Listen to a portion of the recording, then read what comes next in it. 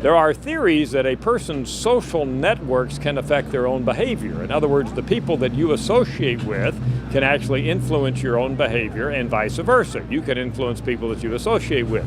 Well, we thought we would look into that, at least in a basic way, in our recent consumption survey, where we asked people if they smoked, if they drank alcoholic beverages, or if they were overweight. And then we asked people how many of their friends and family members fell into those same categories, and we can look at the results. The results do show, in fact, that there is a significant correlation between the person's own self-reported status in those three categories and their reports of how many of their friends and neighbors are also in the same categories. Let's look at smoking first. 19% of Americans smoke. So we said, how many of your friends and neighbors smoke? And as you see there, 46% of smokers tell us that many or some of their friends and families also smoke. Look at the comparison here of those Americans who don't smoke. That number is only 19%. Bottom line here is it is clear from the self-reported data that Americans who smoke tend to hang around friends and family who also smoke.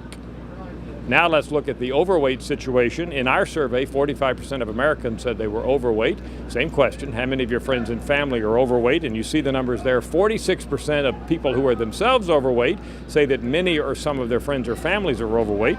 And that's significantly higher than the percent who say that who are not overweight. Now let's look at drinking. Drinking, of course, in moderation actually may be good for your health, so it's not in the same category as those other incidents of behavior that we talked about. But let's look at it here. About 60% of Americans say that they occasionally drink alcoholic beverages. 64% of that group say that many or some of their friends and families drink alcoholic beverages. But look at the teetotalers. This is the group of Americans, a little more than a third, who say they never drink alcohol, and for them, less than a third of their friends and family also drink alcoholic beverages. So the bottom line out of all of this, as I mentioned, people tend to associate with friends and family who engage in the same behaviors they do, which is very, very interesting and something that academics and scholars, and we here at Gallup, are going to continue to look into.